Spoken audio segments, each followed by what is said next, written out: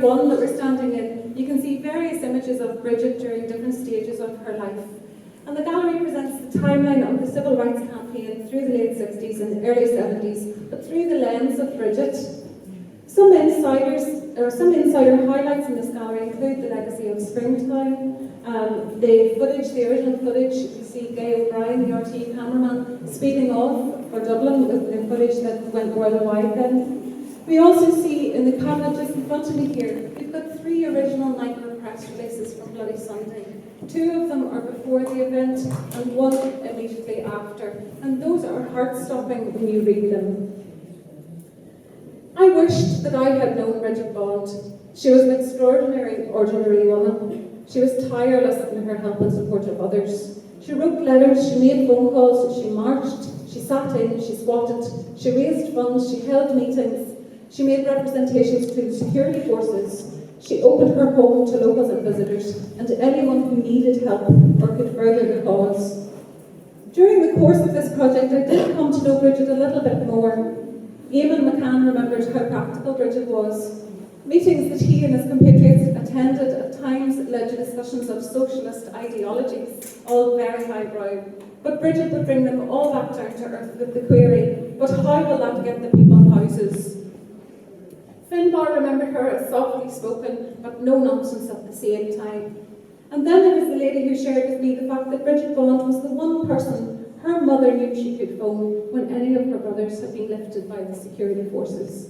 Bridget could and would make the phone calls to find out where he was, if and what he might be charged with, and when he would likely to be released. Dimple McLeod told me the story of waking up one morning at home in Belfast as a young girl with this strange woman in the bed beside her. And when she turned round, she was greeted with, "Don't worry, love, I'm Bridget Bond, just up from Derry." Eamon Maloch remembered her as a feisty woman with whom he regularly argued. But please take some time to read his appreciation of her that appeared in the Derry Journal shortly after her death. It's just here beside me at the top of the gallery. And you will begin to understand the high regard in which she was held by him and many others.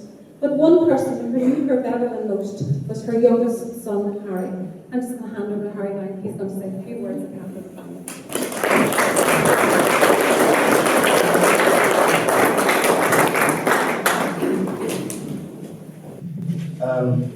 As I've been introduced, my name is Harry Bond. I'm the youngest of Bridget's 4 sons. Emma kindly asked me to say a few words about him, and I'm grateful for that. From Mum's involvement in the Derry Housing Action Committee to the Derry branch of the Northern Civil Rights Association, of which she was chairperson, her efforts seemed selfless and tireless.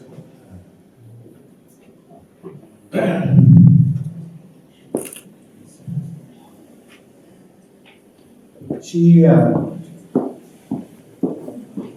was one of the thousands that joined the Civil Rights March going into Dungannon on August 68, protesting against existing public housing allocation policies, among other things.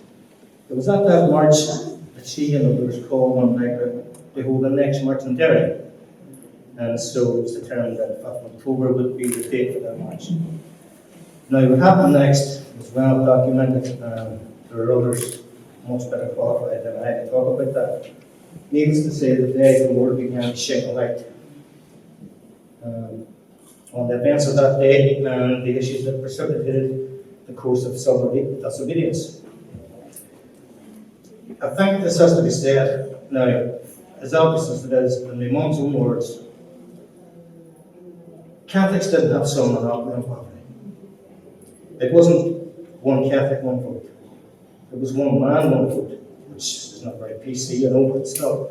And the civil rights movement was bipartisan in its efforts and enjoyed cross-community support in its early days. But sadly, as the troubles escalated, the communities began to polarize, and well, you know what happened next. Ordinary people like Mum and Dad found themselves in extraordinary times and determined to do something about it. I'd like to think that 50 years on, our society has made great strides towards equality and parity, and we've left behind the days when a handful of elitist zealots can impose their will upon an entire community.